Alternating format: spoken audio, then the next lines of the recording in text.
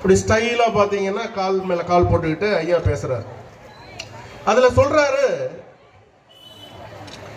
என்னை எல்லாருமே தமிழக மக்கள் எல்லாருமே என்ன அப்பா அப்பான்னு கூப்பிடுறாங்க, அப்பா அப்படின்னு கூப்பிடுறாங்க.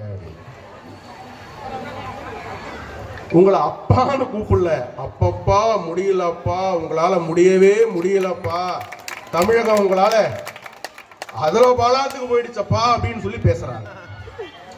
நீங்க அப்பா ஸ்டாலின் கிடையாது சார், நீங்க ஹல்வா ஸ்டாலின். ஹல்வா கொடுத்துட்டு இருக்கீங்க பொதுமக்களுக்கு, அல்வா மக்களுக்கு நீங்க அல்வா கொடுத்துட்டு இருக்கீங்க. நீங்க அல்வா ஸ்டாலின் மட்டும் கிடையாது, நீங்க ஐயையோ ஸ்டாலின். நீங்க ஐயையோ ஸ்டாலின். ஏனென்றால் இன்று பொதுமக்கள் நீங்க எந்த தமிழ்நாட்டில் எந்த மூளை எடுத்துட்டாலும் சரிதான், தாய்மார்கள் எல்லாருமே ஐயோ என் குழந்தைய வந்து இது பண்ணிட்டாங்களே, ஐயோ என் பெண் குழந்தை இப்படி பண்ணிட்டாங்களே, ஐயோ என்னுடைய மூத்த குழந்தை இப்படி பண்ணிட்டாங்களே, ஐயோ என்னுடைய கணவர் இப்படி பண்ணிட்டாங்களேன்னு சொல்லி ஐயையோ ஐயையோ ஐயையோ ஐயையோ தமிழகத்துல எந்த மூளைக்கு போனாலும் ஐயையோ ஐயையோ ஐயையோன்னு சொல்லிதான் கேட்டுட்டு இருக்கே தவிர உங்களை யாரும் அப்பா ஸ்டாலின் கூப்பிடவே மாட்டாங்க. உங்களுக்கு அப்படி ஒரு கனவு. அம்மையார் ஜெயலலிதா அவர்களை அம்மா என்று கூப்பிட்டாங்க இல்லையா, அவங்களை அந்த மாதிரி அப்பான்னு கூப்பிடுவோம் நீங்க நினைச்சீங்கன்னா கண்டிப்பா கூப்பிடவே மாட்டாங்க தமிழக மக்கள். 2026 நீங்களே சொல்லுவீங்க, ஐயையோ தமிழக மக்கள் இப்படி பண்ணிட்டீங்களே நீங்க அப்படின்னு.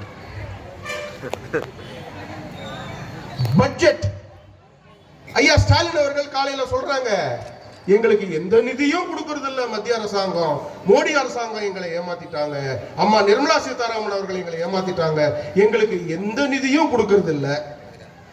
அப்ப எப்படி நீங்க நடத்துறீங்க அரசாங்கத்தை? அப்படி எப்படி நடத்துறீங்க நீங்க அரசாங்கத்தை?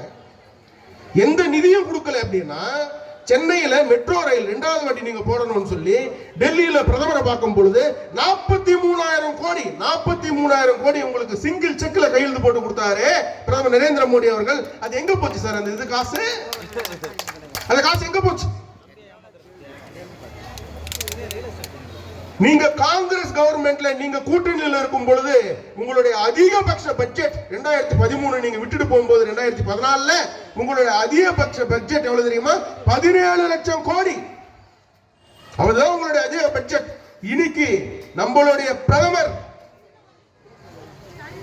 திரு நரேந்திர மோடி அவர்களுடைய பட்ஜெட் எவ்வளவு தெரியுமா? நீங்க ஜீரோ போட்டாவே உங்க காலம் முடிஞ்சிடும். 50 லட்சம் கோடி பட்ஜெட். 50 லட்சம் கோடி. எங்க 17 லட்சம் கோடி, எங்க 50 லட்சம் கோடி? அப்படியேற்பட்ட ஒரு பட்ஜெட் இன்னைக்கு உலகமே பாராட்டிட்டு இருக்கு பிரதமர் நரேந்திர மோடி அவர்களை. இலவசமா உணவு, இலவசமா உணவு கொடுக்கிறார், இலவசமா ஹெல்த், எல்லாமே இலவசம் பிரதமர் நரேந்திர மோடி கொடுக்கிறார். முக ஸ்டாலின் கொடுக்கல. முக ஸ்டாலின் என்ன கொடுக்கிறார் எல்லாருக்குமே தெரியும். இந்த பக்கத்தில் இருக்கக்கூடிய மயிலாடுதுறையில இதை முடிச்சுட்டு அங்கதான் போறேன். 2 பசங்க, சின்ன பசங்க, தாய்மார்கள் இங்க இருக்கிறீங்க, உங்களுக்கும் குழந்தைங்க எல்லாம் இருக்கிறாங்க, நீங்க கேளுங்க. 2 பசங்க, ஹரிஷ் ஹரிசக்தி, 2 பேரை நேத்து வெட்டி கொண்டு இருக்கிறாங்க. என்ன கேட்டாங்க தெரியுமா? அவங்க எங்க ஊர்ல ஏங்க நீங்க கள்ளச்சாராயம் காசுறீங்க அப்படின்னு ஒரு கேள்வி மட்டும்தான் கேட்டாங்க. இன்னைக்கு அந்த ரெண்டு குழந்தைகளும் இன்னைக்கு இல்ல.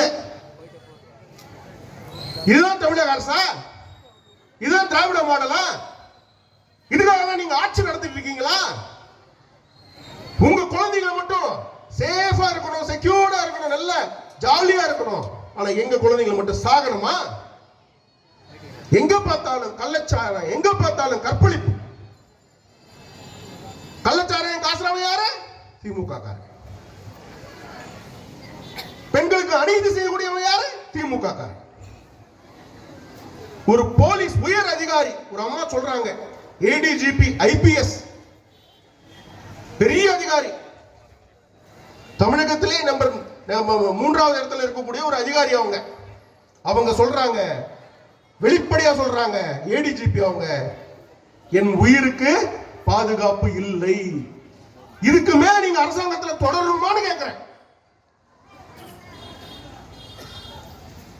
ஒரு உயிர் போலீஸ் அதிகாரி சொல்றாங்க, என் உயிருக்கு பாதுகாப்பு இல்லைன்னு சொல்லி. இதுக்கு மேல ஸ்டாலின் அவர்களே நீங்க அந்த சீட்ல நீங்க உட்காரணுமா? நீங்க யோசிங்க.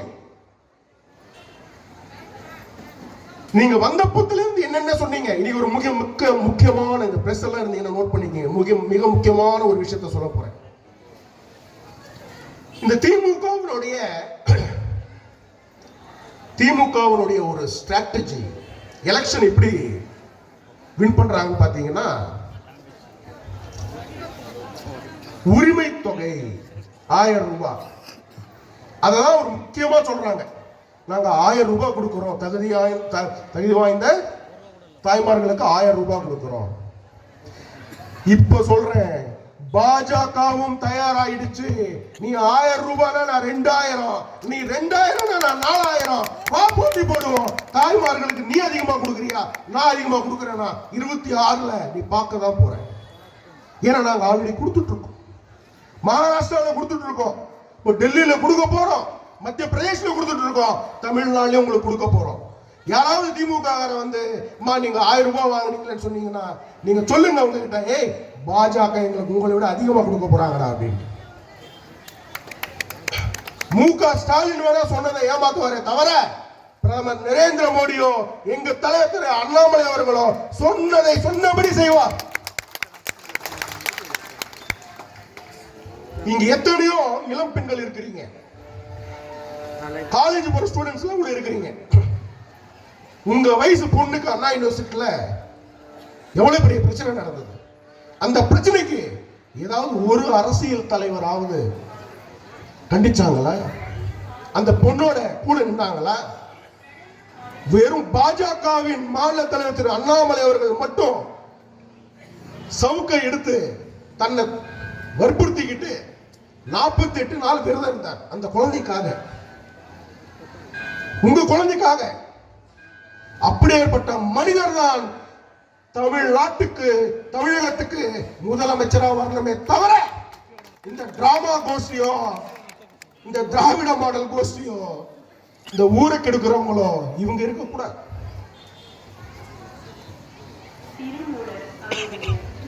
நீ என்ன சொல்றியோ அதை விட அதிகமாக நான் பண்ண போறோம். உன்னுடைய வாக்குமூலங்கள் என்னென்ன எல்லாருக்கும் தெரியும். எந்தெந்த போலீஸ் ஸ்டேஷன்ல எத்தனை பெண்களுக்கு எதிராக திமுக காரன் என்னென்ன பண்ணிருக்காங்க எல்லாருக்கும் தெரியும். எல்லாத்தையும் வெளிப்படுத்த போறோம். டிஎம்கே ஃபைல்ஸ் 1 பாத்தீங்க, டிஎம்கே ஃபைல்ஸ் 2 பாத்தீங்க, டிஎம்கே ஃபைல்ஸ் 3 வந்துகிட்டே இருக்கு, ரெடி ஆயிட்டே இருக்கு, விரைவில் வெளியே வரும்.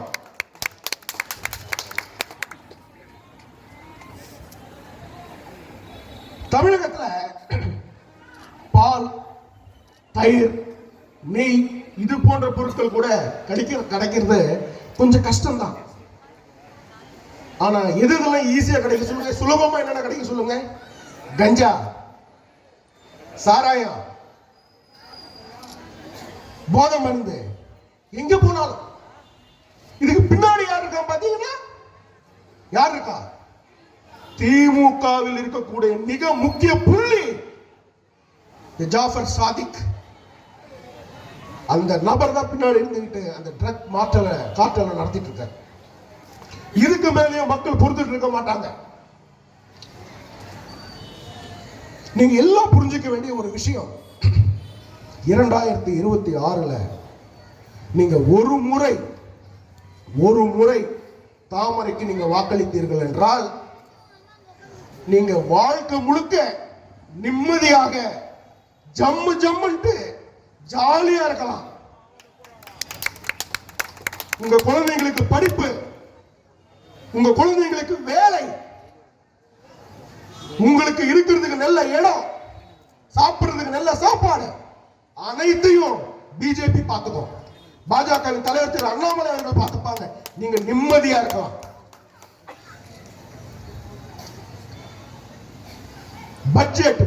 பட்ஜெட் உலகத்திலேயே முதல் முறையா முதல்வர் ஸ்டாலின் அவருக்கு அந்த அளவுக்கு பயம். இது அப்படியேற்பட்ட ஒரு சூப்பர் பட்ஜெட், அருமையான பட்ஜெட். எப்படியாவது மக்கள் கிட்ட கொண்டு போய் சேர்த்துருவாங்க அப்படின்ட்டு எல்லா மாவட்டத்திலையும் பட்ஜெட் கண்டிச்சு ஒரு கூட்டம் நடத்துறாங்க. கூட்டத்தில் என்ன பேசுறாங்க? எங்களுக்கு எதுவுமே வரல, எங்களுக்கு எதுவுமே வரல, எங்களுக்கு எதுவுமே வரல. உங்களுக்கு எல்லாமே வந்திருக்கு. நீங்க கேட்டதை விட அதிகமாவே கொடுத்திருக்கோம். ஆனா எதுவுமே நீங்க மக்களுக்கு கொண்டு போய் சேர்க்கல. எல்லாமே கோபால பொருள் வீட்டுல வச்சிருக்கிறீங்க. அதுதான் உண்மை.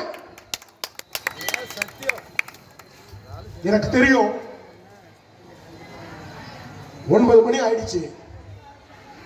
பெண்கள் இருக்கிறீங்க வீட்டுல, ஆம்பளைங்கெல்லாம் சாப்பிட்றதுக்கு வெயிட் பண்ணிட்டு இருப்பாங்க. நீங்க போய் தான் சாப்பாடு போடணும். எனக்கு புரியுது உங்க கஷ்டம். 5 மணியில உட்காந்துருக்கிறீங்க. இந்த மாதிரி ஒரு கூட்டம் நான் சென்னையில கூட பார்க்கலங்க. சென்னையில கூட பார்க்கல. பிரம்மாண்டமான கூட்டம், சாதாரண கூட்டம் கிடையாது.